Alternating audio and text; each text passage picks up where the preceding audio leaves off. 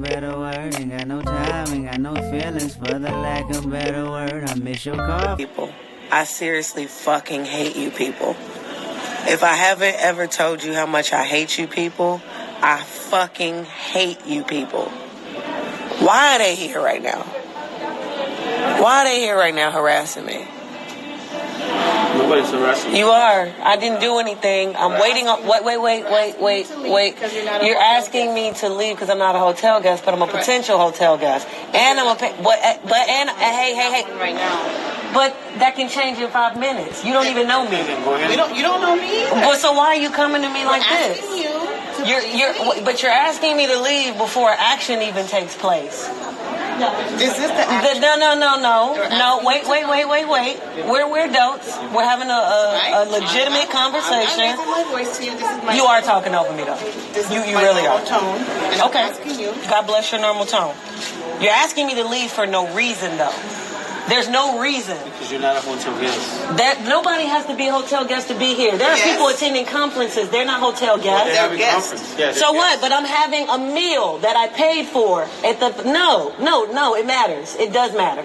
It does matter. No, it matters. It's time for you to go. No, you can't tell me it's time to go when I'm paying. No, you cannot tell me it's time to. Raise your voice. No, well then y'all gonna reimburse me. Raise your voice. Then give me $6 back. I will happily leave. I will fuck that. I will happily leave if you give me. Bitch, shut up. No, give me $6 back. For what? No. Because I paid to be here to do what I'm doing. I have a meeting, motherfucker.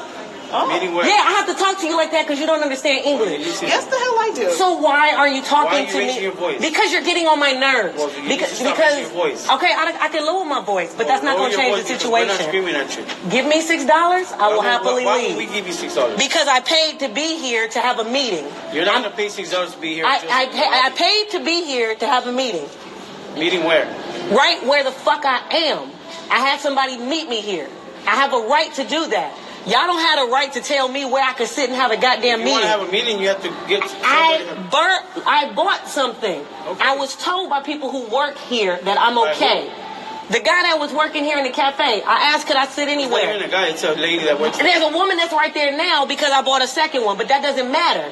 I don't care about y'all shift change. I don't control who works. I don't care about the shift changes. You to go. No, pay me $6 and I'll leave because I paid.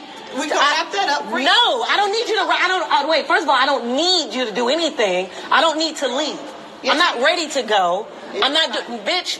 Listen. No. I'm not ready to go. I'm not ready to go. I paid to be here. Either y'all gonna refund me the money I spent. No, y'all not gonna take money from me. Nobody's taking your money. You are because I haven't even had my fucking meeting, motherfucker. What you talking about? So, wait, you're going to call police on me because you're forcing me out of a place. I can raise my voice. It's not illegal to talk loud. It's not illegal to curse at people who are consistently trying to misunderstand you when you are trying to express yourself to them. I'm speaking to you in plain English. I paid money in this establishment to sit here and have a meeting right here. My person is on their way. Why do I have to get up? What's the real reason? You're not a hotel guest. I can be a hotel guest. No, you're not. I can be a hotel guest. I don't have to get the room before I have the meeting. Where is that written anywhere? Fuck this shit. Show the motherfucking book I bought you, nigga. Damn. Stop, like support me, motherfucker. I supported you. Do something. Do something. You don't do shit. But make me look bad. What's my motivation for not taking the money I got in my pocket and going to get me a fucking mailbox? Or paying my cell phone bill? What motivation do I have? Why do I want to buy anything else for you? In exchange for what? Empty fucking promises? I don't need that shit. I got a family for empty fucking promises. I don't need that shit. So you show me something today or I'm done with your ass. Hello everybody, welcome back to the channel. It is now November the 7th, 2018, and I'm coming on here to do some commentary about the lady that you saw in the two clips that were put at the beginning of this video. I spoke about her earlier in another video that I did, and it was actually the Lipstick Alley blind item. At that time, as I mentioned within the video, I was not comfortable actually saying her name, but I've decided to go ahead and do it because I think that what she is going through is very sad, and I really hate the fact that she is having to deal with an apparent mental illness, you know, and it has gotten progressively worse, especially over the last week. Really, you know, she has really been going through it, and it's due to a lot of her poor decisions, you know, and I think that a lot of her poor decisions are now coming back to bite her in the ass. Now, for anyone who happens to be listening to this video, if you are not, or I would say this, if you are a person that has been observing Aarona over the past 2 years like I have, you pretty much already are aware of the things that we have all witnessed. You are aware of the fact that these two clips are among many that you can find of Aarona basically losing touch with reality and basically acting a goddamn fool. She has been kicked out of so many motels, so many restaurants, so many establishments, period. She has been jailed, I think, twice. She's went to jail twice. She has been in a mental institution, I believe, 2 times as well. But a lot has happened over the past 2 years, as you can imagine. And the 2 clips that are at the beginning of this video is actually what went down yesterday. And that's only 2 examples of all the shit that she went through yesterday. The day before that, she was kicked out of another motel, you know, but for the most part, the majority of these 2 years, Aarona has been homeless and living on the streets in different states. Now, to those who have been observing her all this time as well, you have half of us who are split, and I'll explain what I mean by that. A lot of us in the beginning who started watching and noticing that something was going on with her, a lot of us had sympathy for her initially. We all thought that she was down and out. She was just having bad luck. And so there were a lot of us, including myself, that started to donate to her. But as time went on and we observed her behavior more and more, it appeared to be times where, you know, Aarona was just straight up lying. She is a pathological liar. So I do want to put that into play. But it appeared that she was lying and basically scamming people out of donations in order to fund her lifestyle, which is really not a good one. All she pretty much does is, you know, every once in a while she'll be able to get somebody to donate to her getting a motel. But then she started getting kicked out of the motels because she didn't know how to leave at the proper checkout time. She would bullshit, you know, stay in the bathroom on purpose, be on live, you know, basically bullshitting, getting out of the motels. So, of course, to anyone that doesn't know, you know, if you fuck up at one motel, the motels in the area will usually, you know, correspond with each other and basically let them know, like, okay, if this woman come to your motel, I'm let you know that you probably should not rent to her because, you know, she doesn't know how to follow the rules. So she's had a lot of issues with that. It then has turned into her having an issue with trolls calling her locations. Now, that could easily be alleviated if Aarona would stop letting motherfuckers know where she is staying, okay? There are people that are following her that are just as sick as she is. So, like I said, the whole situation is super sad to see what it is this woman's life have turned into. And again, I, of course, am not a doctor, but it's clear that something is going on with her. So initially, I felt bad for her, and I started to harden my heart when it came to her because I also started to believe that she was around scamming people, you know. But then, as I stated in my first video, I had ended up becoming acquainted with one of her very close family members. And me and this family member only ended up having one conversation concerning Aarona. And I pretty much left it alone at that point. Again, the things that she shared with me, I will not disclose. And me wanting to ask her more questions at this point, I don't feel comfortable in doing that because we still correspond to this day, but it has nothing to do with, you know, her family member. It has nothing to do with her. And I don't want to cross that line because the time that we did correspond about Aarona, I could tell that it was very hurtful. And as a family, you know, it's difficult to deal with somebody who has a mental illness and them being grown. It's only so much that you can do. So to anybody that is listening to this as well, you know, if you choose to ask the question, well, where's her family? They have tried to help her. But because of the state of mind that Aarona is in, she looks at them as they are her enemies. And I think the first time she got committed into the mental institution after being arrested, she pretty much has really set the target on them and feel like, you know, that they really don't give a damn about her. So, you know, they tried to go to, when she was in New York, to try to convince her to come back home. She didn't want to come back home.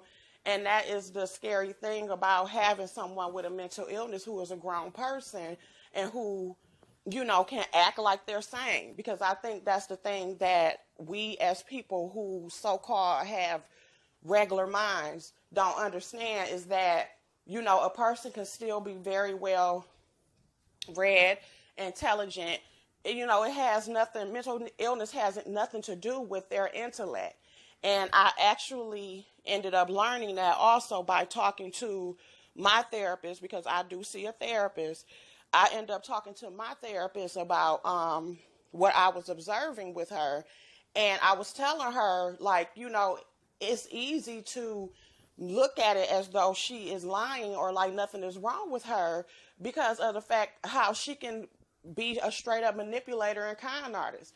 And my therapist had to let me know. She said it has nothing to do with that. She said most people with mental illness or with something wrong with them are the most intelligent people ever. She said it has nothing to do with that. She said how you start to see that there is a problem when it comes to their poor decision making. You know, for instance, getting kicked out of everywhere you go, getting arrested constantly, being homeless, you know, spending money that you don't have is when they do it to the limit. Because like she said, it's something wrong with all of us. You know, it's just some people is more severe. But she said you are able to tell when somebody, by the decisions they make, if they keep doing the same thing over and over again, which we all are aware that that is the definition of insanity, is doing something over and over again, expecting a different result.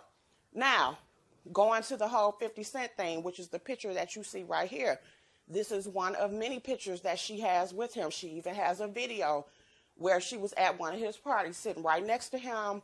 And you could tell from the second clip that she clearly has an obsession with 50 Cent. Now, clearly, again, she has met him. From what I understand, what the streets is saying is that she was around him and that they possibly did have a sexual relationship, but it was more like a hit and quit thing. And, you know, she couldn't handle it. Remember, 50 had the 50 Central show that he was supposed to be coming out with, and I believe that she went to audition for it, but she didn't end up getting the part. And you know, they say that that also affected her as well, that he pretty much didn't want to be around her because she started, you know, lying, I guess, and saying that she was pregnant by him. So he don't touch her with a 10-foot pole. And a lot of people were asking, like, why hasn't 50 Cent addressed this whole situation? Because she tags him in everything, like it's really crazy.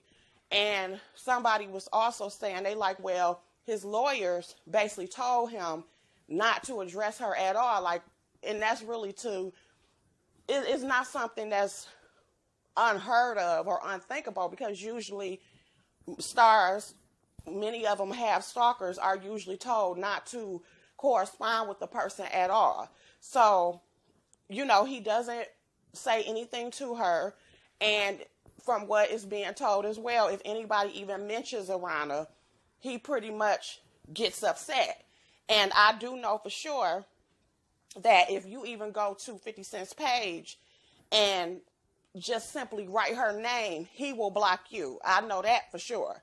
So clearly it's something going on. And I believe it was this September, she ended up going back to Chicago, and 50 Cent happened to be there.